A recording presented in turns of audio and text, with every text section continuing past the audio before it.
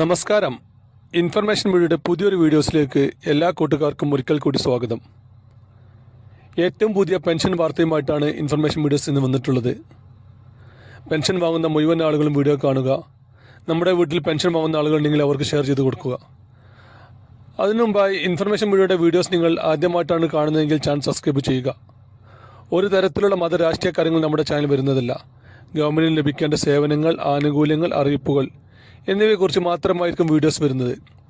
ശ്രദ്ധിക്കുക, ഗവൺമെൻറ് അറിയിപ്പുകളിൽ എപ്പോൾ വേണമെങ്കിലും പുതിയ മാറ്റങ്ങൾ വരാം.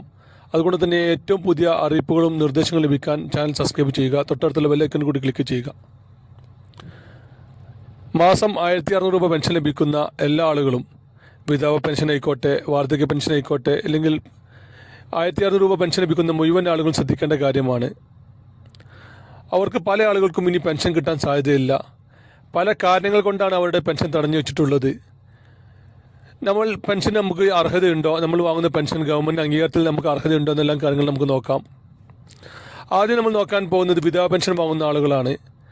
വിധവ പെൻഷൻ വാങ്ങുന്ന ആളുകൾ ശ്രദ്ധിക്കുക, അവർ 60 വയസ്സായിട്ടില്ലെങ്കിൽ എല്ലാ വർഷവും നവംബർ ഡിസംബർ മാസങ്ങളിൽ പുനർവാഹിതയല്ലാന്നുള്ള സർട്ടിഫിക്കറ്റ് പഞ്ചായത്തിൽ അല്ലെങ്കിൽ മുനിസിപ്പാലിറ്റിയിൽ അവർ നേരിട്ട് കൊടുക്കണം.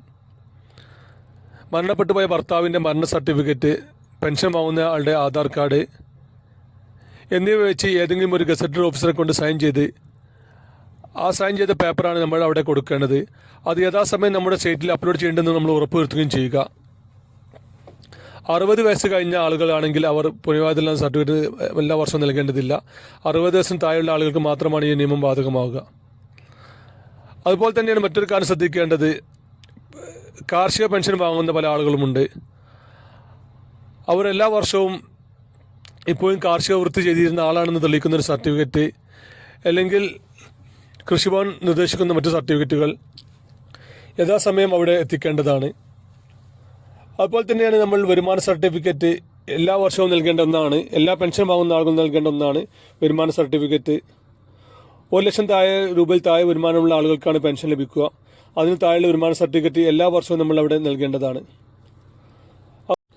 പെൻഷൻ കറക്റ്റ് സമയത്ത് കിട്ടിയ ആളുകൾക്ക് ഇപ്പോൾ കിട്ടാത്തവരുണ്ടെങ്കിൽ എന്ത് കാരണങ്ങൾ കൊണ്ടാണ് പെൻഷൻ മുടങ്ങിയതെന്ന് കറക്റ്റായി അന്വേഷണം നടത്തുക. വാർഡ് മെമ്പറെയോ അല്ലെങ്കിൽ പഞ്ചായത്തിലോ നേരിട്ട് അന്വേഷണം നടത്തി എന്ത് കാരണങ്ങൾ കൊണ്ടാണ് പെൻഷൻ ലഭിക്കാത്തതെന്ന് കറക്റ്റായി മനസ്സിലാക്കുക.